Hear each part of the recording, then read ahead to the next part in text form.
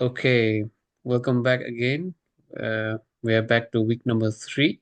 Technically, it's week number four, but it's book number three. And in the past week, we read the book "The Strange Case of Dr. Jekyll and Mr. Hyde." And I have yet again Mr. Anup with me. Hello everyone. So, Anup, how was your week number two? My week number two was rather interesting. It was rather Mm-hmm. strange, like the Mm-hmm. story of Dr. Jekyll and Mr. Hyde, I guess. Mm-hmm. A lot of things happened, like also outside of the reading session. But yeah, let's focus on the reading session. Yeah, it was a rather strange book. How did you find it? It was interesting. I would not say it was strange, but it was quite interesting. Before we go into the discussion about book, I just want to ask you, had you ever heard about the phrase Jekyll and Hyde before No, as no, a English literary concept or no, as a no. language concept? So for me, it's interesting because Jekyll and Hyde is a very common literary trope when it Mm-hmm. comes, right? And it is normally associated along with David and Goliath, and Jekyll and Mm-hmm. Hyde are something like similar concepts. And I've always wondered what is this Jekyll and Hyde means, and I've always thought maybe it just means like an underdog. Somebody's underdog and somebody's like an favorite to do something. But after reading this book, it kind of clarifies to me what Jekyll and Hyde actually means. Mm-hmm. And yeah, so it was really interesting to uh, read the book through. One of the modern day philosopher, Jordan Peterson, speaks a lot about this. I don't know if you're aware of that, but So, his lectures he used to speak a lot about Jekyll and Hyde, and this is a postmodern blah blah blah. And I was always like, okay, what okay, is okay, what is okay. that to do with it? And I mean, I was pleasantly impressed by the book. Mm-hmm. Yeah, it was an interesting book. But after a while, the last chapter felt like Mhm. super long to me. Like at least the explanation of Dr. Jekyll. For me, that explanation felt like really, really long. Because a lot of things you could have put it yourself together, right? So he was elaborating it like really in detail, and I was like, oh, okay, man, like you don't need to do this. Really, I mean, until the end, I was not kind of sure that it was the same person, both of them. Mm. But could you add them up when you read it to come to the conclusion of the book, or No, like look, for me it was more of I also didn't know that it was the same person, but as soon as Mhm, he started uh, as soon as he started the explanation, after a point I could have already guessed, right? So mhm, afterwards he tells that, and it was then more of a justification rather. So mhm, like, yeah, as I became Hyde, I did all this evil stuff and everything, right? mhm, And mhm, as I was Jekyll, I was like this kind of man and everything, and I was like, okay, okay, it's okay, but I mean, like, we can already put it together, right? So there mhm. is no need to explain it to us, I guess, because like not to us, but I mean, I think this letter was meant to his colleagues or friends, right? Mhm. So yeah, I don't know. For me, it felt like way too much of justifying um, his character. So yeah. Interesting take because for me the last chapter was the highlight of it. I really enjoyed that one.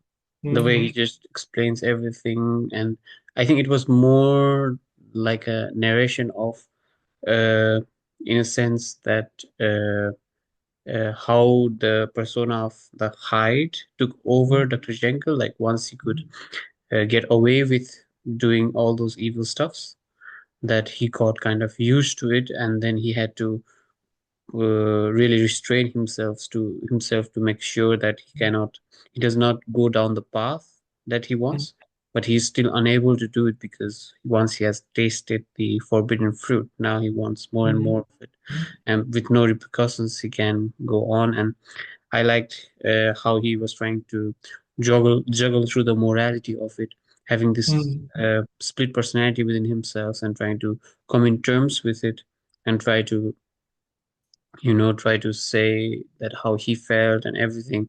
Like the whole long letter was really, really nice, really interesting for Mm, me. Uh, have you? This has been some times because last week we read something I felt was a bit more philosophical in the sense that mm, the writer kind of just tried to create philosophy and write it in terms of story, mm, weave it in terms of story, but the story that we read today had more action into it, right? mm, And even though there is a lot of uh, clear philosophical discussion, I think this has been spoken about for a very long time already, and we are aware with other cultural tropes like Fight Club, and if you're coming from India, then it's Aparajit and stuff like that. mm, So it's already established itself. The trope has established itself within the society, mm, and yeah, the story was kind of, I would say, it was good. It was a good read, and mm, for me, the end letter kind of highlights everything, kind of mm, just ties a knot and a bow around it, which we don't normally get in other stories. Even in Fight Club, you don't mm, see the main character try to reconcile with what he has done, and mm. that was my feeling of it. Okay, okay. So I think like we should also explain to our audience, like we should at least give a brief recap of the story, right? So Yeah, please go ahead. Yeah, it is. I think you do a no, really we good can we can job. we can we can go on from the beginning, right? Like how it started. So basically, in the start, what happens is there are like two guys, Mr. Utterson and another guy, like I forgot his name. I think Infield. Yeah, Um, Enfield. I was imagining him as the Royal Enfield bike guy. So they're like kind of discussing about, yeah, like they're having like a walk, they're having a talk, right? And they're Mm, discussing about, like this strange man like Mr. Hyde, and that mm, he was like walking and he was kind of like, I think it was showing a child on the side and then trampling over this child, right? mm, So that was mm, what this Mr. Hyde did. And how they managed, like I think it was Enfield himself, how he managed to get Hyde to pay for his deeds, right? Like mm, when like Hyde goes into the house of Dr. Jekyll, mm, they check with him, and Enfield is kind of suspicious because he thinks maybe, I don't know, like maybe it is like a falsified check or something like that. So they go to a bank, I think, and verify that it is actually a real check. And yeah, like it was a lot of things came into my mind in this phase because first of all, I thought like it was much more of a societal book, something mm, as like, okay, this guy, he does not look wealthy, so he's going into this rich house and he's bringing this that check out. So I thought f- first it was kind of a book about social classes and everything, about discrimination in social ranks and all this stuff. Yeah, I agree with that. And just to add to what you were saying, the way they explain Mr. Hyde every time is like he's not a tall, elegant guy. Normally, he's always described as something like a short, stout guy, kind Mm, of ugly on his on how he looks and so mm, on. So basically, they are categorizing the class based on how he looks and not so exactly. much on as a first impression, which I feel is kind of very typical of the books from the 1800s. The whole period, if you read other books as well, the bad guys are always shown as either hunch, either small, or Mm, either not good looking. I wouldn't say grotesque, but more like they do not deem as a very elegant person, and it's kind of yeah. That's how I thought that it was portrayed that way. But mm. in a sense, with our lenses right now, I can at least see that maybe it's not a good portrayal, but for the time when this book was written, I think this is an apt portrayal of how they Yeah, always portray somebody. yeah, definitely. So I was always thinking like, okay, maybe there's even a bigger picture to it, right? So I was actually Mm, thinking like, okay, maybe not Hyde, but like the others are like actually not getting him, like they're not mm, understanding him quite well. mm, And I was trying to justify the actions of Hyde because lot of these things mentally, I guess. mm, Um, but in the end, it seems like Hyde was actually the evil one, right? So for mm, me, it was always like I knew something strange would happen, right? Because mm, things were not matching, but yeah, like it turned out in a different way. But yeah, like to continue the story. So basically, after a while, mm, this Mr. Utterson, the lawyer, he goes to Dr. Jekyll and asks about Hyde, and Dr. Jekyll is kind of secretive. He's like, "No, don't please don't dig into it further." mm, And yeah, I think Mr. Utterson respects that, and he stops digging in it for mm, a while mm, until the fateful day where Hyde kills a man, clubs a mm. man, like that was written, I guess, in the book, Yeah, right? Karu. And even in that moment, I thought like, okay, the maid who saw the clubbing, Mm, I thought like she was imagining things. She was mm, much more mm. of being judgy, like so. Okay, Yeah, the guy is getting clubbed by a small guy, and of course it's Hyde, right? So yeah, of course it's the poor guy, or of course it's the ugly guy, right? So yeah, yeah. for me, it felt like that, and yeah. Well, in the end, it seems that Dr. Jekyll he invented or he mixed a mixture which allows him Mm, to change his appearance mm, mm, and at the same time also his character. It seems so. At least he tells that if he changes his appearance, he becomes more evil and cunning, mm, mm, right? mm, So, so that was the part where, like, yeah, you get the full picture of the story. yeah. I personally thought the whole way the story flowed was kind of like this yeah, until the last chapter was kind of, I would say, very straightforward, very little nuances and just in your face, right? Just the writer Mhm, says this happened, this happened, this happened, this happened, and there's not so much idea or possibility for interpretation of the actions of the characters. mhm, And that's why I thought the last letter was really important, is because you can think of it in two ways. One is that the medicine that Dr. Jekyll was eating made him into Mr. Hyde, mhm, or for me, what I thought was a bit more nuanced is that the evil tendencies were already inside Dr. Jekyll, which he writes in the letter, right? That I had these evil tendencies and he enjoyed doing that. That's why he would use the medicine more often. So he had those tendencies already, and he just wanted it kind of like an emotional release or something like that, mhm, to be in power, because he's an old guy, and mortality is nearing him, and probably he has been restrained by the society for a very long time. He has always worked to create this appearance of societal status on him, have mhm, to be part of the friends and be able to contribute to society as a good influence. And he probably, in a way, he's kind of tired of that, and he wants some kind of a release from that burden of having to be the mature guy in the society. And mhm. probably, I think the last letter is why there's a bit more nuanced, and how the story flows and how the psyche works. And you're kind of wondering, at least I was wondering, that was it, in a sense, like, was Dr. Jekyll only using the medicine to shift himself and doing all the actions knowingly, that it's only physically Mr. Hyde, but in his mind he's Dr. Jekyll, Mhm, and he doesn't mhm. explicitly writes it in the letter, otherwise it will, make him as a culprit as well.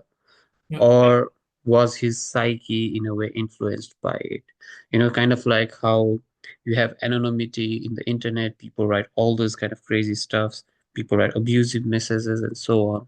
So I thought of the scenario of something similar to that, is that once he had the anonymity, he felt he could do it, and that he was not exactly influenced by the medicine in his mental capacity, or his thoughts were not influenced, but it was only his looks that were influenced. And with this Mhm. new anonymity, he just went along and did all those evil acts he wanted to do.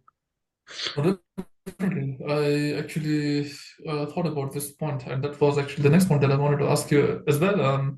I think it was in the end like just Dr. Jekyll, and he Mm. was trying to justify it with dual nature, right? Yeah, yeah, yeah. So I think Dr. Jekyll, in that sense, is sort of a hypocrite, right? Mm-mm. Because he's trying to run away from the fact that all these actions were actually done by himself. So Exactly. um, I think like this is clear. This is clear if you actually observe like what he writes. He writes Mm. like he starts actually panicking, not because he is doing all those evil deeds, but he just starts panicking as he knows that he can't transform to Dr. Jekyll anymore. That Mm. um, Hyde is like that. The Hyde appearance is dominating, right? Then Exactly. he starts panicking. So I think like that's a big hint that actually it was Dr. Jekyll himself, and that he his fear is actually that he now needs to be confronted as Hyde, right? Yeah. Yeah. This crime. So I think that's a big factor. Like why he was ashamed and why he was trying to do everything possible to get to his old self of Dr. Yeah. Jekyll. I Yeah. think. Yeah. Also, he doesn't write about any remorse for all the actions that he has done. It's Mm, not, I would say, a sincere remorse of, oh no, I did that and I'm really yeah. sorry or something like that. And he focuses more on the actions being done by Hyde and Mm. not so much himself. And I wanted to ask you about this. So, have you ever had in your probably mind that you some kind of evil action you want to do and society is kind of reining you in? You don't need to say the action you want to do, but something. Yeah, definitely, definitely. I think like this happens to everyone, right? Like, Yeah. not in that extent of Dr. Jekyll, though, right? Like Mm-mm, killing a person or something like that. But mm-mm, certainly, there were like instances where I would want to go out of myself, and like do some stuff mm-mm, which is not a norm in the society, right? So, mm-mm, yeah, I guess there were some stuff. mm. Now, now the question is what those stuff were. Let me imagine. Yeah, you don't need to do that. I just wanted to ask because Mm, um I have also, I mean, I think I'm a bit guilty of feeling a bit empathetic, right? I mm, remember once when I was still a teenager, I mm, once had a fight with a guy, mm, and then we were fighting, and then I was trying to hit him, but not so much that it would hurt him too much. So mm. that just to make my point clear, right? No, So no. I probably suffer with that is that I don't want to Mm, hurt other people because I don't want them to hurt as well, feel the pain, but mm, just enough that they kind of don't want to mess with me. mm, But in terms of say non-physical action, I've always wished that maybe if I had the authority or capacity mm, to create cause harm in say a mental level, make somebody feel lonely or make somebody feel dejected or rejected, stuff like that has mm. definitely crossed my mind. Definitely, definitely. I think like to a certain degree, everybody has a hide in himself or themselves that they want to hide, right? Yeah. And probably that's also why they say the name is Hyde because Yeah, they want to hide the hide. right, So, right, right, right. yeah, Yeah. that's really interesting. But There was one phrase that was super funny to me. It was like as Mr. Utterson says, like, "Hey, if you are Mr. Hyde, I shall be Mr. Seek." Right? That yeah, was a yeah, very yeah, yeah. good. Yeah. Yeah. Yeah.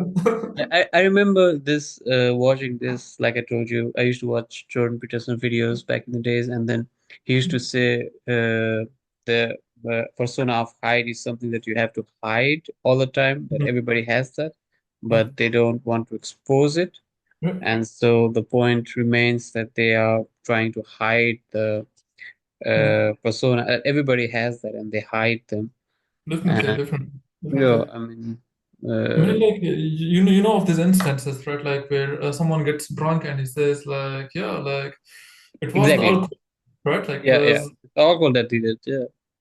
so I think like there are some correlation between the height and the alcohol, and yeah. Mm-mm. I just wanted to ask you another thing because it kind of touched me into another thought was that has there anybody in your life that you have really hated? Like you just hate their guts. You don't want to see them at all. Oh, not in that sense. Not hating as in hating, but like annoying people, of course, definitely, right? Mm-hmm. But yeah, like it's a difficult question because that was a different phase of my life, right? Like where I myself used to think differently, you know. So at that phase of time, I found that person annoying, but maybe Mm-hmm. now it might change, you know. So I have Mm-hmm. changed a lot, I feel, and yeah, at that phase, definitely, I used to find him super annoying. Like there was Okay. one guy, Mm-hmm. and in your case, Yeah, no, I have as well. I have really hated the gut of somebody else, mm, but yeah, it's more like uh, yeah, it's just that I don't want to cause harm to them, but mm, I just hope I don't have to deal with them ever in my life before. Sorry, later definitely. on. Yeah. I don't wish harm to them, but wish they don't really. I don't have to deal with them ever in my life later on. Mm, mm, Mm. But it was an interesting read, I would say, at least from my expectations. I I would say some of the English that I read was kind of, those old school. I would say these are yeah, not even old school, but kind of the English of the 1800s where they want to sound very sophisticated and use these very different words and different definitely. uh yeah, phrases, right? And kind of, okay, I've got to look back because those words haven't come across. I haven't come across them for a very long time. But other than that, the reads was really interesting. I have read other books from R.L. Stevenson actually.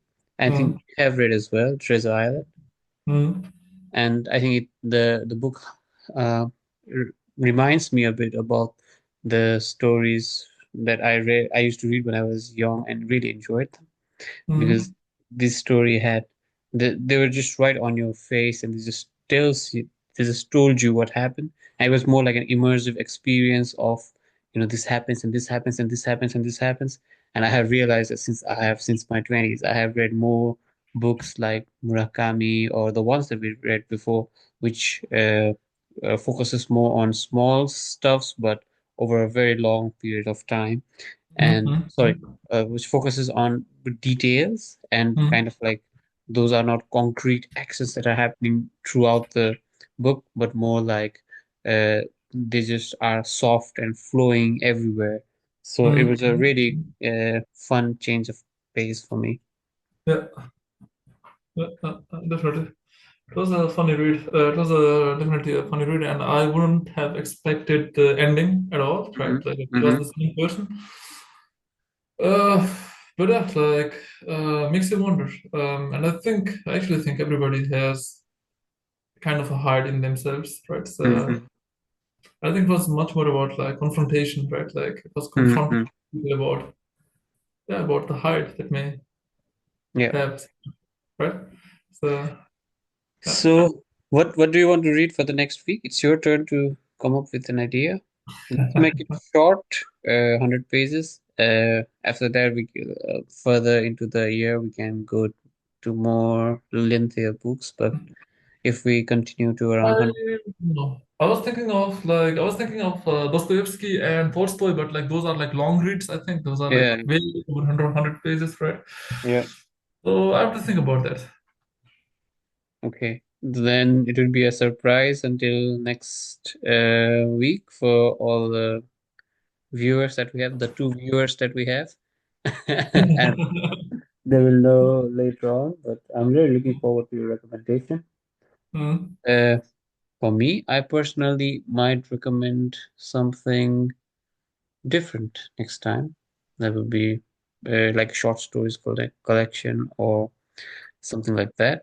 But yeah, for this week we're going to wait for what you recommend, and then we come to Yeah. my request next the week after.